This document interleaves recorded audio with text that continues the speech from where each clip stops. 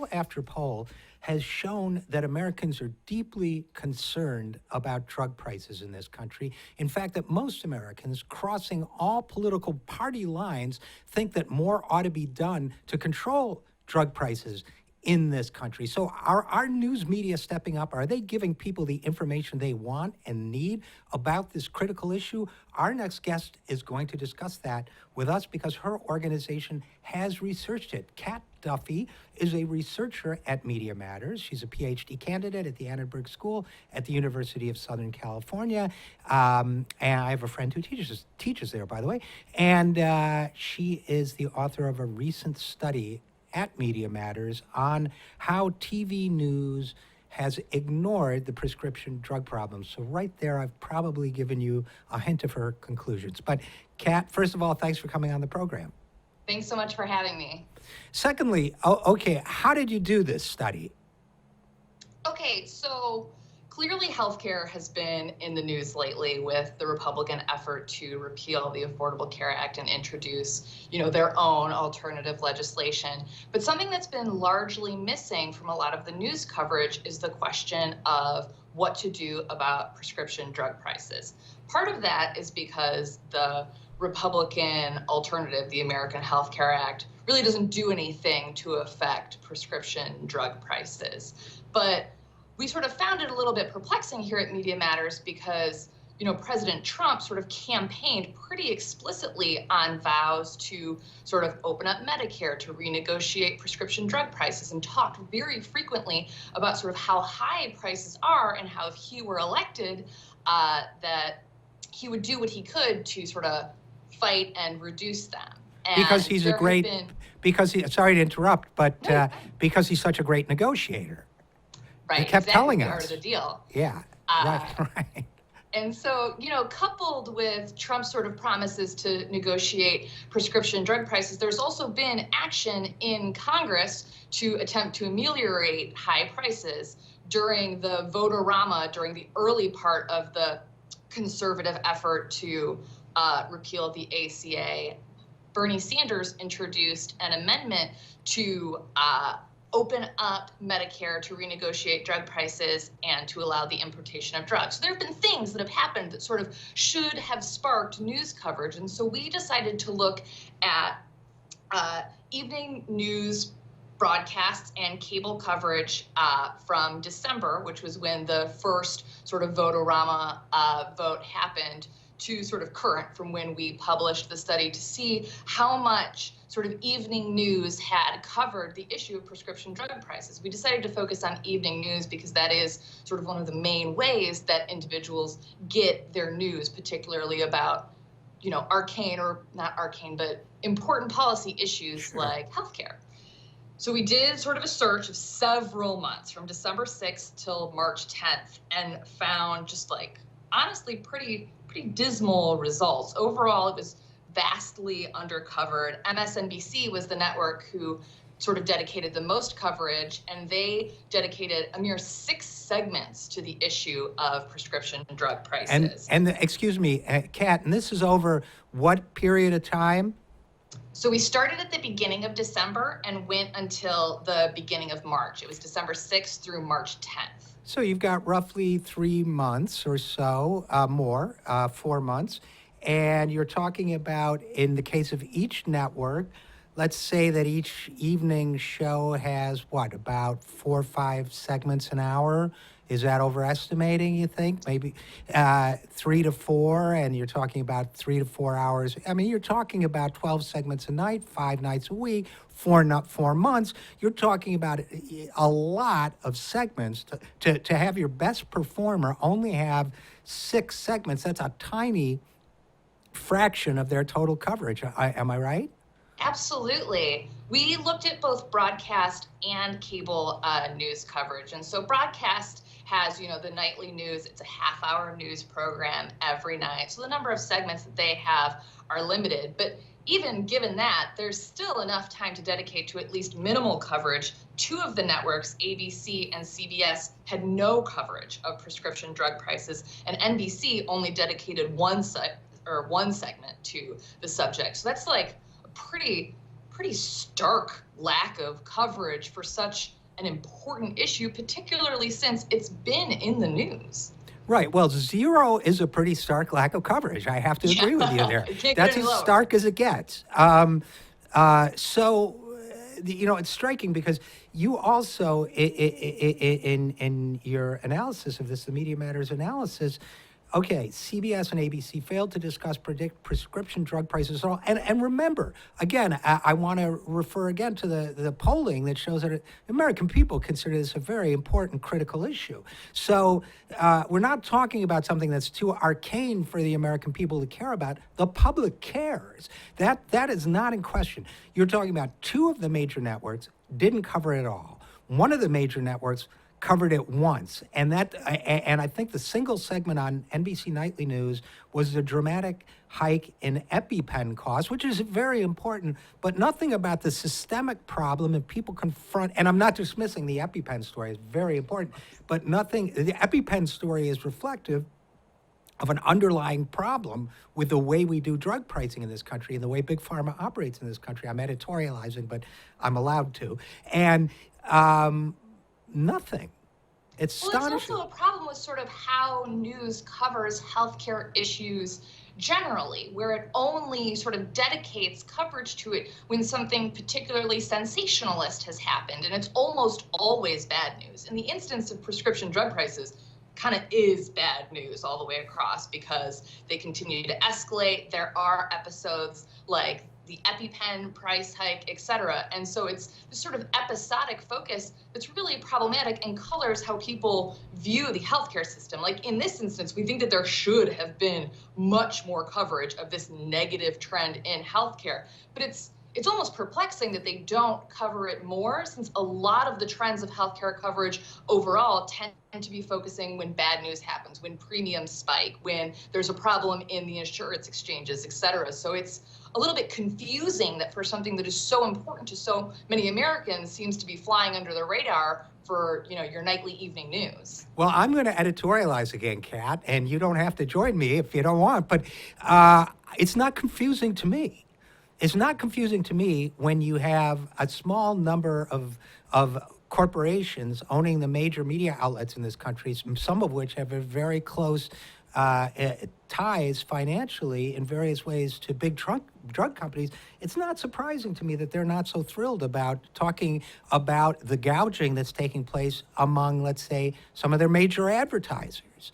To me, this is reflective of another systemic problem. We have a systemic problem with the way we allow the drug economy to operate in this country, but we also, the prescription drug economy.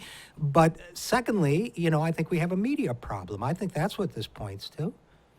Yeah, I mean, our study definitely didn't go into the reasons why, news companies decided not to cover this issue. That's like a little bit outside of our purview in this particular study. But I do think that there is something to the argument that Big Pharma wields just like a considerable amount of influence in terms of what happens in Congress and perhaps, in news media's decision to cover or not cover an issue like this. Yeah, no, I totally understand, and I know it's outside the research you did, but it just seems to me it's not a huge intuitive leap to make.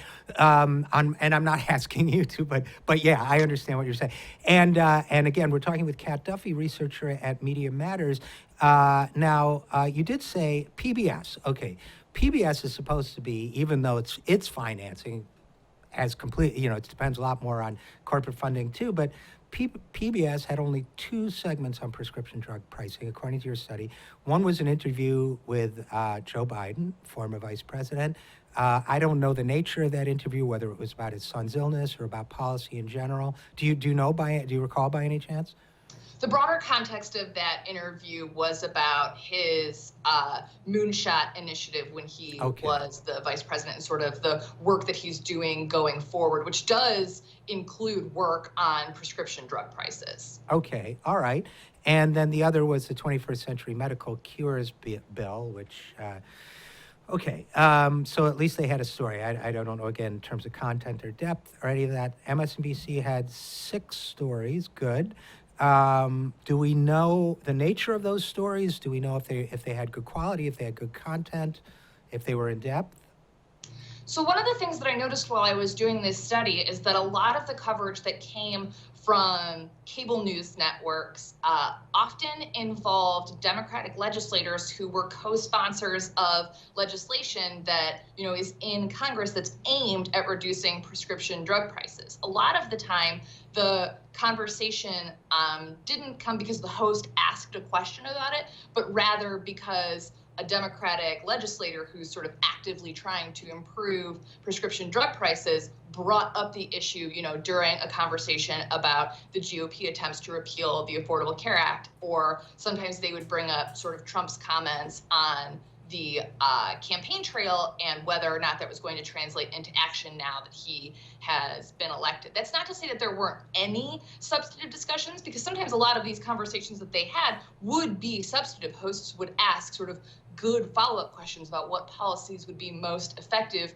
in order to lower drug costs in the United States. But often the onus was on, Bernie Sanders, Elijah Cummings, Cory Booker were sort of the individuals who were pushing the conversation, when we at Media Matters would sort of like to see a lot more of this coverage to be driven by the news networks themselves, sort of seeking out this topic as something that is independently worth covering, as opposed to having a guest bring it up for them. Right. And I think that's a very important, first of all, clarification, and secondly, a very important point. In terms of the clarification, so let's say, and I don't mean to pick on MSNBC, but they had the most. So let's use them as an example. That doesn't mean that they had 6 segments dedicated to the problem of high drug prices in this country. That means, if I understand you correctly, that means that they had 6 segments in which drug prices were discussed, or at least mentioned. Right. So the methodology for this study tried to sort of be as generous as possible to the networks in order to err against our thesis.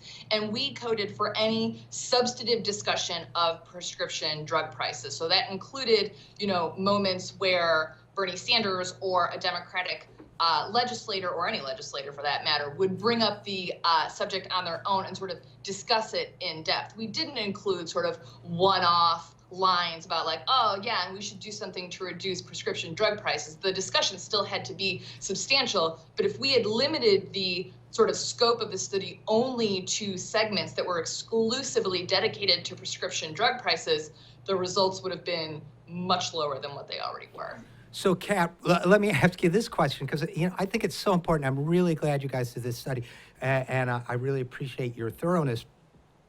Let me ask you this question. Do you know offhand, would there have been any dedicated segments on drug pricing? Would MSNBC, would anybody have had a hit on your radar if you had said, I'm tracking now a dedicated segment about the drug cost crisis in the United States of America that 70% of the public, or whatever the percentage is, thinks is a crisis? I'm going to do a piece on that. Did anybody do a piece on that?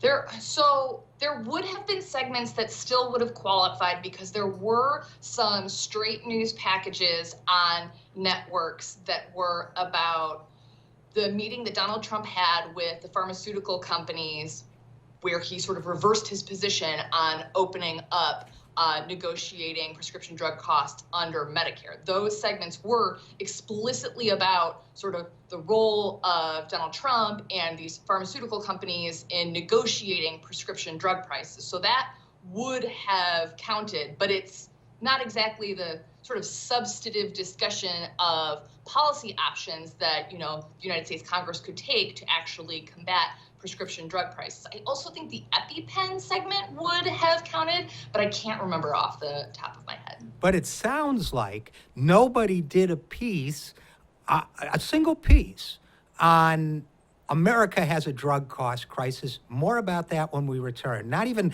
the policy solutions, but just here's what's happened to your drug prices. Are you feeling it in the pocketbook when you go to the pharmacy? You probably are, and here's why. Here's why your copays might be up to as much as $40. Here's why these drugs might not be covered. Here's the total cost that the American healthcare system pays, and here's the crisis we'll face if something isn't done. Forget about what the policy options might be. It sounds like there wasn't even one story in this 4-month period about this third of a year that people are facing. It's hard for me to say 100% that there wasn't a single one that was like that, but I think at most there would have been one. There were also some instances where hosts set up questions sort of about prescription drug prices, but then their guests completely pivoted and talked about something else, and there was never a moment where the host sort of brought the conversation back to prescription drug prices. I can remember this one segment where the host did an excellent job sort of setting up this discussion about prescription drug costs and the policies that had been proposed thus far and things that we could do, but it was sort of in the broader context of the news of the day, and then the guests on the panel started talking about Yemen instead, and the conversation never went back to prescription drug costs. So you're right. I think that largely there was almost no sort of substantive, let's sit down, let's talk about prescription drug prices. This is a real problem in the United States, and here's sort of what we can do to make it better. I thought that in general, that was lacking. Well, I'm very upset to hear that, and I hope that Glaxo makes a product that'll make me feel better. No, I'm kidding, of course. But so listen, Kat Duffy, first of all, thank you so much for doing this research. Secondly, thanks for being good sport. I threw a lot of tough questions at you. And third, thanks so much for coming on the program. Thanks so much for having me.